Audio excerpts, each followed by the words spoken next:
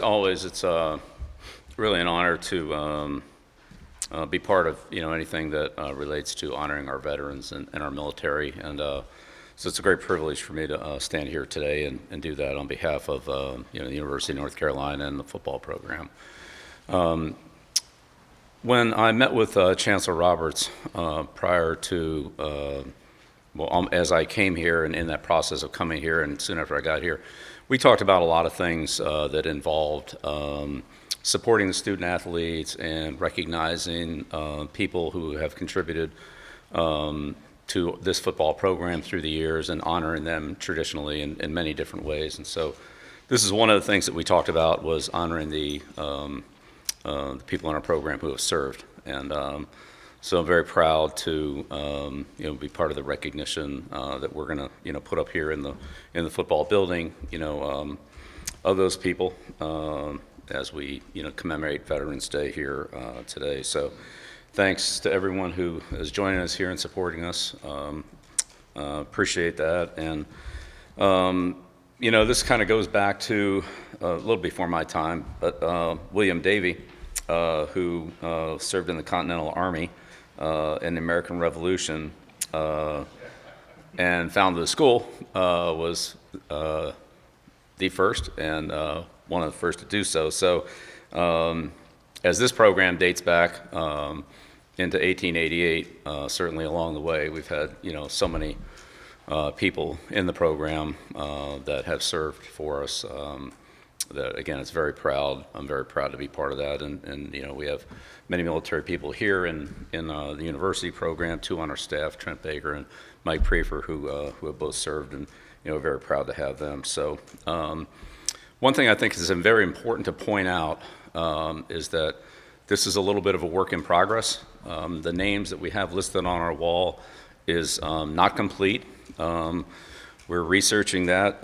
Lee Pace and Lisa with the Army ROTC and others have been very helpful in trying to find people who fit into this wall of recognition. And we've been notified by others as we've searched that this person belongs or that person belongs, and so we're trying to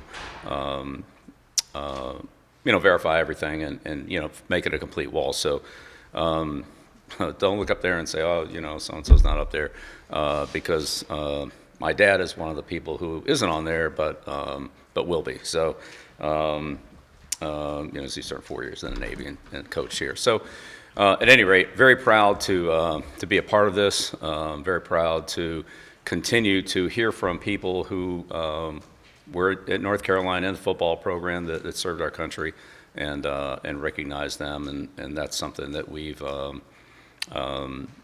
spent time working with our players on this week, or actually last week.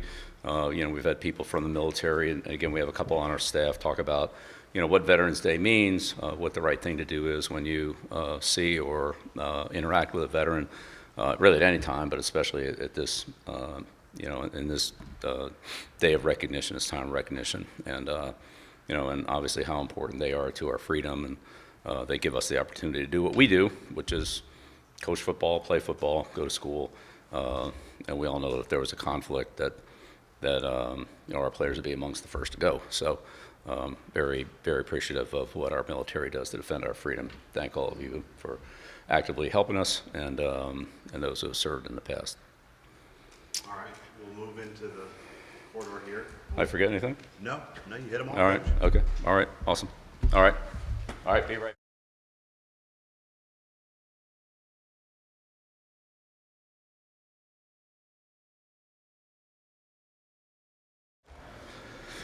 Great. Well, certainly a very impressive win for Wake last weekend against Virginia. Statistically, Virginia had an edge in a lot of areas, but the 3 turnovers that Wake got and the return were some big game-changing plays, and I think it highlights the type of team that Jake has there. I think Jake's done a great job as he did at Washington State. He has several other people on his staff with him, but did a tremendous job out there, and he's got a lot of good football players. They're a very good football team. They're well coached. They're good in every area. They're good on special teams. They're good on defense, and they're good on offense. They have some very good skill players. Offensively, the running back Claiborne is outstanding. Barnes, Rodriguez, the receivers are explosive. Quarterbacks can run. They're averaging over 200 yards a game passing, so they can throw it too. Defensively, they're very disciplined. They're tough. They can rush the passer. They play the run well. They're very physical. A good tackling team. So, be a big challenge for us out there. We're back in the state, so we know that intensity is going to be, high for this game, as it should be, and look forward to it. So, good opportunity, but a lot of respect for the program and for Jake and the job that he's done there this year. They've really, it's been impressive. We'll get started front row center. Bill, what have you learned about these Tobacco Road rivalries and Big Four rivalries since being here and now starting them in this final stretch of Wake Forest?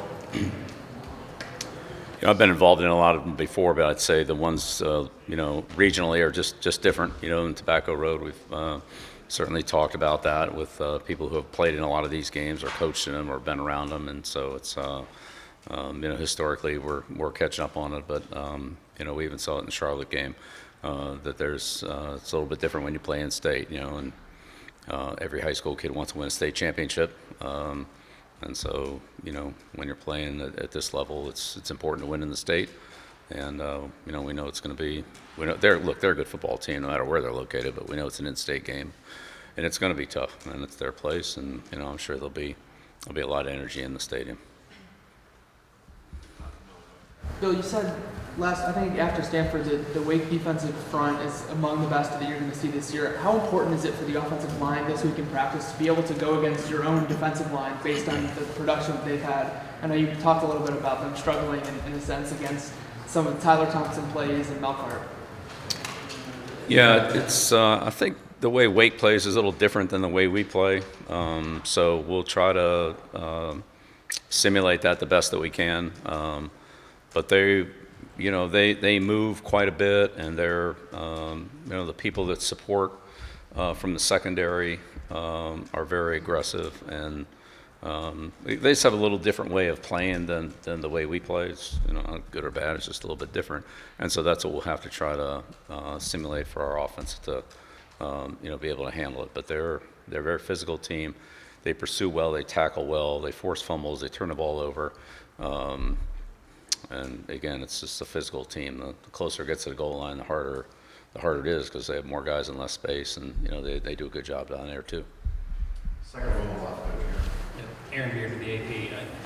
You guys have the most sacks in the country the last 4 weeks, so it's been a consistently a lot of output. Going back to your days as a coordinator, I'm curious, how would you describe the challenge of maybe bringing along guys, pass rushers, whether it's schematic, whether it's teaching them technique? That process of sort of building something like that over time, and how this group has sort of adapted to that? Look, each player usually has his own strengths and weaknesses. Some guys are more power rushers, some guys are more speed rushers, and so forth. I kind of look at it like a pitcher. It's hard to win with just one pitch, even if it's a really good one. You can get to a certain point, but at some point you need something besides a fastball. You need a curveball. You need a changeup, or you need something. And I think that's the way it is with the pass rush too. If you only have one thing, and eventually they block that, and then you got to be able to go to something else. So developing individual pass rush techniques for each player is important. To have a good 2 or 3 pitches that you can throw, and then being able to collectively work together on pass rush to understand that for the most part it's 5-on-4, so they have an extra guy. So where's the extra blocker? How do we attack that? Which way is he going? How are they doing it? And if it's 5-on-5 with the offensive lineman, then, how do you attack that differently than 5-on-4? And then when you start to pressure, then, how does that fit into the pass protection as well in terms of, are they protecting the 5, 6, or even 7, towards the end of the game last week, we saw a lot of 7-man protection, or they were chipping and then getting out. So 7 guys would block and then 5 would stay and the other guys would release, things like that. So there's some different protections that you have to work through, and understanding, how they're trying to neutralize your pass rush either individually or as a scheme. what we need to do to try to, how to attack what they're doing to neutralize what we had success with.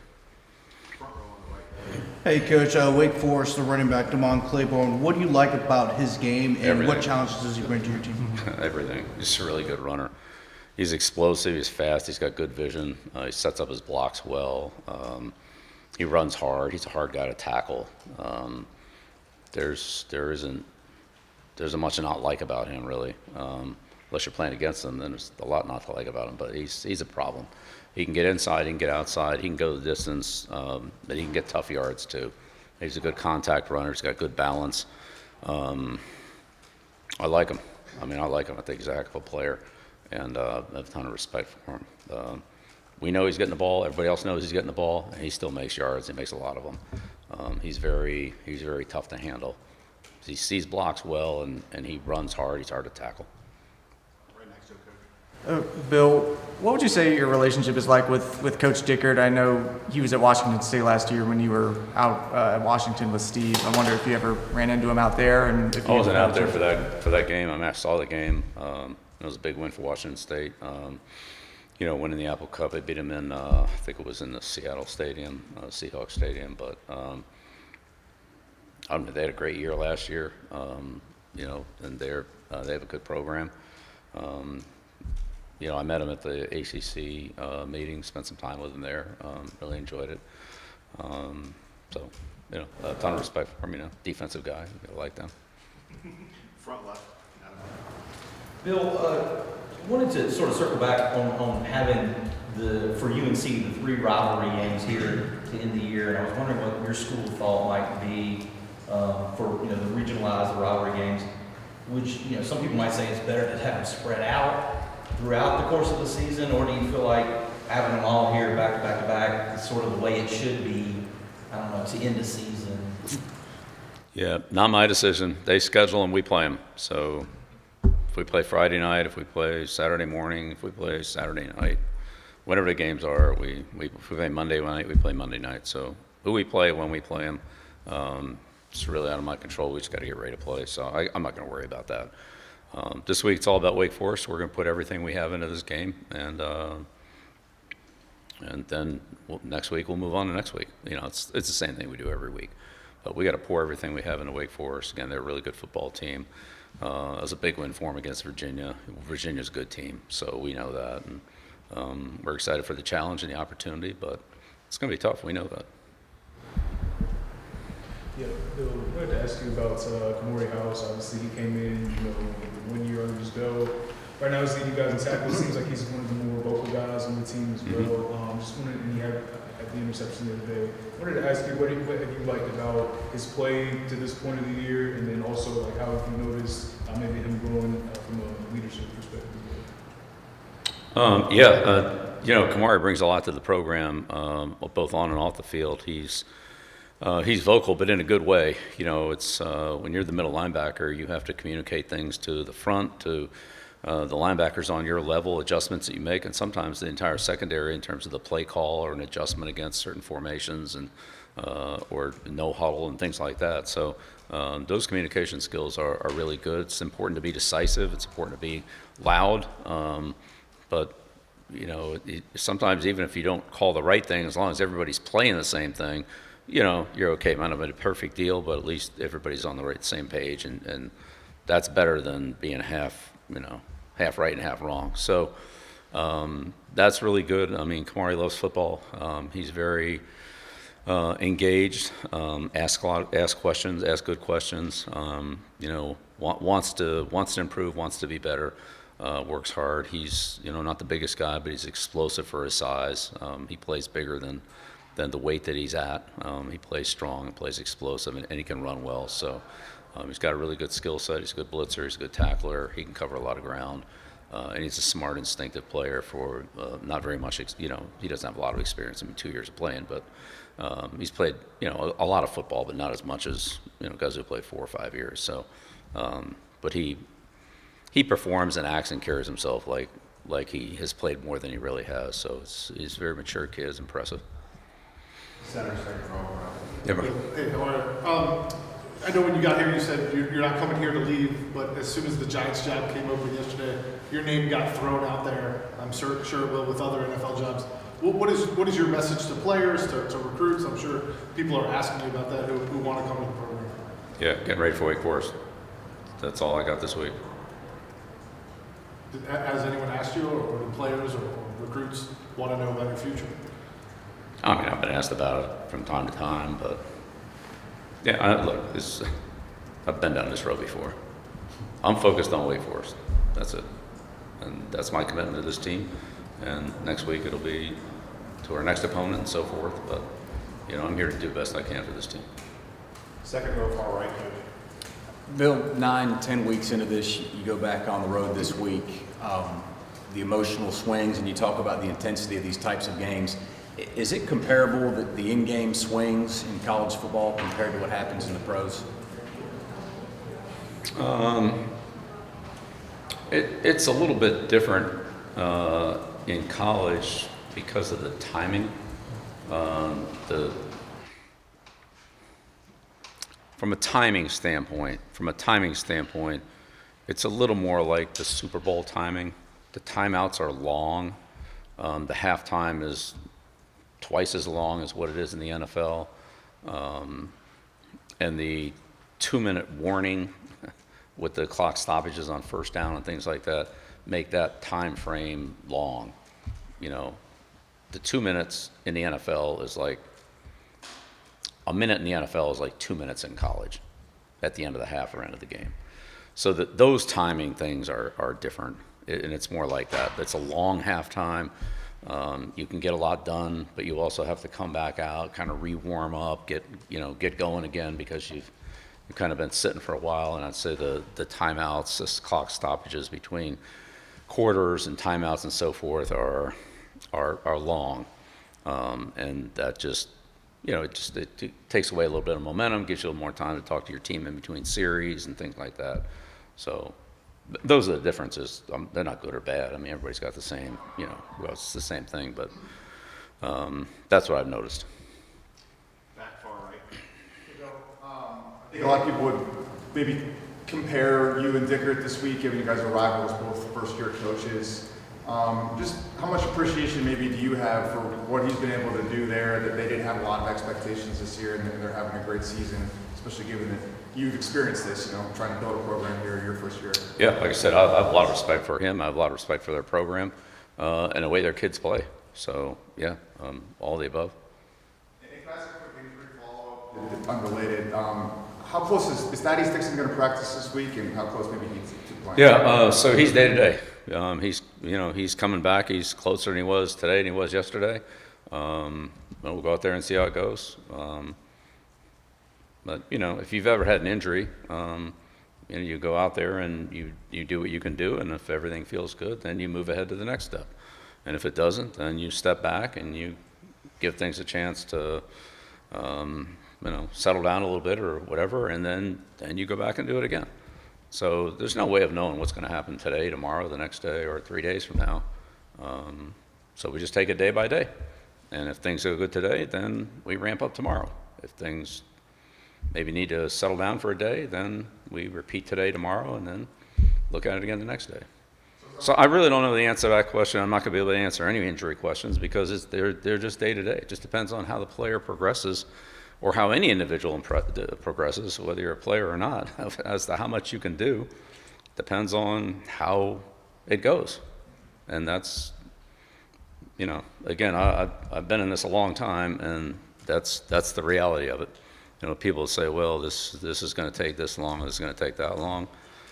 It's pretty hard to be right on that. I'd say that those predictions are usually wrong one way or another.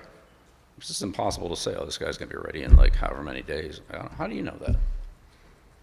Front left. Coach, the defense has stepped up and played well. The offense still lacks some consistency. Have you been able to pinpoint an aspect of the offense or a reason for the offense and that lack of consistency? Well, I think we need more consistency all the way across the board. I mean, defensively, offensively.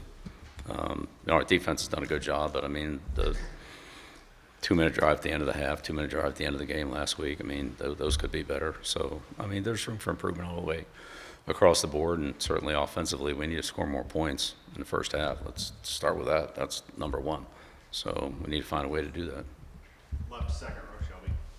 Coach, I was curious, you said after the game on Saturday, kind of later in the press conference, that you felt like in retrospect could have done a better job looking at some of the players, putting them in a better position to be successful early in the season. I was just curious if you could maybe expand on that and provide some examples of maybe certain players that you feel like you've identified, certain combinations you identified later down the line that were particularly. No, I mean, it's no specific examples. It's just the more you know about somebody, then the better you can evaluate them, the better you can utilize them in your program. So some skills were maybe not evident, or maybe they improved, or maybe they started and then didn't really improve, and that's kind of what they were. And you hope for that they're going to be better, and they kind of stayed there. You look at others and say, well, they're not very good, but you know what? In a certain number of practices and after time, they improve and get better, and then you reevaluate. So that's really what I was referring to, but that's pretty much across the board. You know, we know a lot more than we knew back in the spring. We know a lot more now than we knew in August or even September. And so as we've learned more about our players and our team and how they work together and what we can do and what we have a harder time doing, then, you know, we've tried to take steps to improve those things. In retrospect, if I had known then what I know now, I wouldn't have done some of the things I did, but I did what I thought was best at the time, and so that time's passed. I mean, you can't go back on it one way or the other, so just keep moving ahead. Thank you. Bill, with it being Veterans Day and the unveiling of the wall, was there any story of one of these guys that really resonated with you throughout this process? Well, I mean, Hamburger's a great story, you know. I mean, this guy's NFL Hall of Fame and served his country and, you know, had a great career here. I mean, that's, you know, and there are a lot of other ones too, but, you know, I have a lot of respect for those guys. You know, guys like Staubach, who had a great career in college, had a great career in the NFL, and served his country, you know, and the Phil McConkeys and many other players that I have a closer relationship with because they served in the military through the Naval Academy. But, you know, guys like that, I mean, it's, and you go back to, you know, some of the players that impacted the NFL after the war, but specifically to North Carolina, I mean, put Chris in there. Second row. Yeah. I want to get back to the pass rush for 1 second about the sacks. So with what you talked about bringing guys along, there's a process. I'm curious, was there a point when you kind of began to feel like some confidence maybe in the way you guys could rush the passer, maybe feeling like the guys understood schematically more of what you were asking for? I mean, was there a point that it began to feel more comfortable to you about what you guys could accomplish with that? Look, let me just say that sacks are a function of team defense. And if the receivers are open and the quarterback throws the ball, I don't care how fast you get there, you're not going to get there. And so in order to sack the quarterback, you need to have enough pass coverage to not allow the quarterback to get rid of the ball before you get there on the rush. So sacks are a function of team defense. I'd say for every sack, you have a good coverage play. For most interceptions, unless the quarterback makes a mistake, you usually have a good pass rush that forces a bad throw or forces a hurried throw or disrupts the passing game in some way, right? And that's team defense. And so when your team defense is good, then all those things fall into place. You know, you have better pass rush, you have better pass coverage, well, then you have more negative plays. You have to be able to rush the passer in order to have good pass rush. I'm not saying that, but it's also combined with the rest of it. And it's you know, I think Steve's done a good job of mixing up the coverages where sometimes the quarterback has to, you know, be a little bit indecisive on where to go with the ball. And then that gives the pass rush a little bit more time to get there. So it's really about team defense, and it's the same thing in the running game. If we're playing the run well, it's because we got a lot of guys playing the run well. One guy can't stop the running game. One guy can't stop Claiborne. I mean, I don't care if you had Deacon Jones out there. Like, it's going to take more than that. So you need everybody to play well collectively and to fill their areas, defeat their blocks. Yeah, it's really about team defense. So I give credit to the pass rush, don't get me wrong, but I think it's really, you know, team defense. If you go back and look at those sacks, some of them are on a 3-man rush, some are on a 4-man rush, some are on a 5-man rush. A couple of them are, you know, we're bringing 6 or more. And so they're not all the same. They're not all the same thing. Some of them are play action passes, some of them are loose scramble plays, some of them are drop back passes. And again, it's it's a variety of things that happen on a lot of the plays that you're referencing. I just don't want to pin it on one thing. So I really don't think that's what it is. It's collective team defense. Two more here, Brian, and Farley. Yeah, Bill, you mentioned that you talked to Chancellor Roberts about the military wall and other things honoring the tradition of the program. Well, why was the military wall in particular so important, but also, you know, we saw the busts back there, you mentioned LT a lot of times. Like, why is talking about the history of the program important to you as well? Well, because those are the people that made the program. You know, the program is here, it's established, it's got a tradition and history long before I got here. So I want to recognize those people that, again, like Lawrence Taylor and Peppers and Hamburger and so forth, you know, and Choo Choo and, you know, all the great players and people that have been here. I think they deserve to be recognized. I mean, I really do. So, and that's the same for the players. Just because a player signs here and comes in here, like, this program's here whether that guy comes here or not.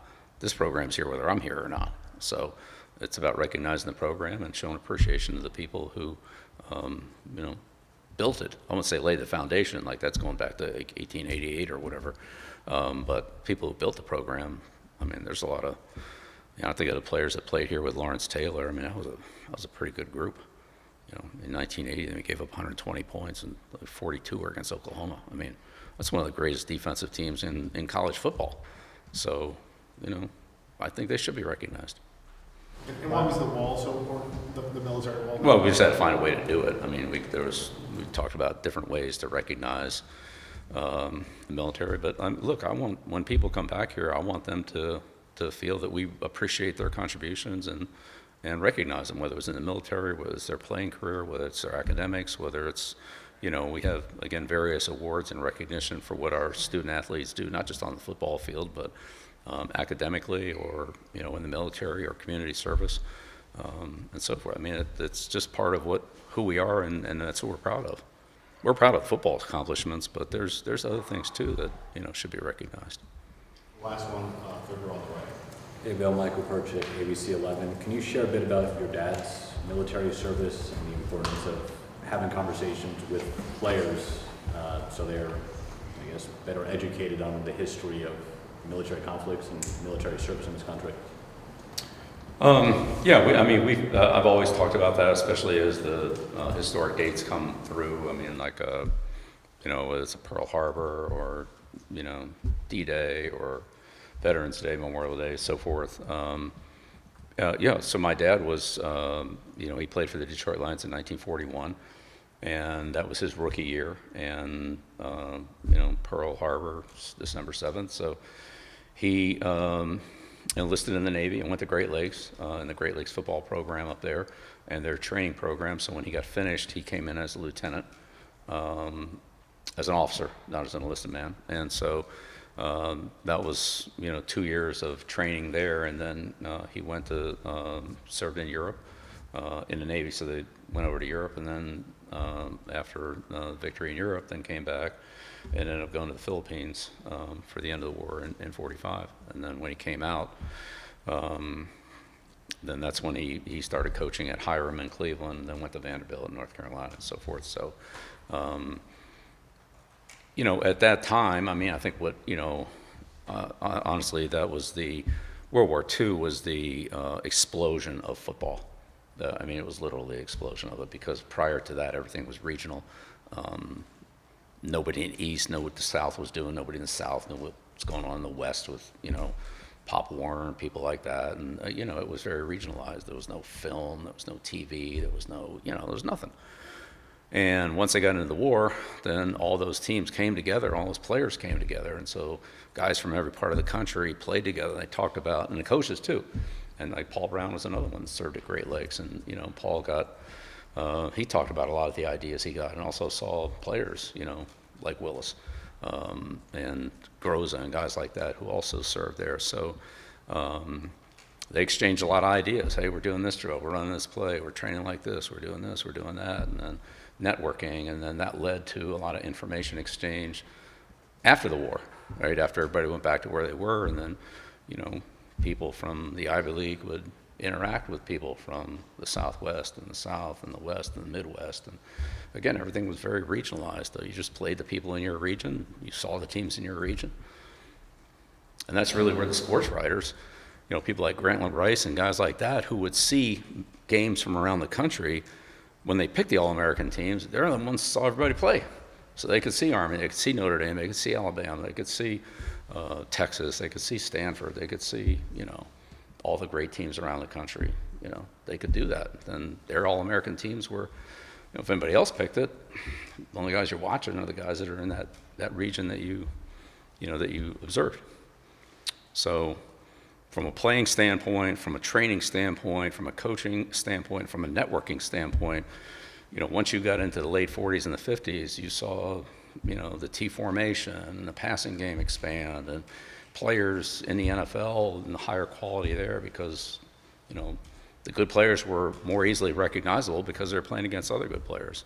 And that's where the good teams were, was in the military in 44, 45, you know, because all the good players were drafted in the military. They couldn't play. I mean, except the guys who were 4F.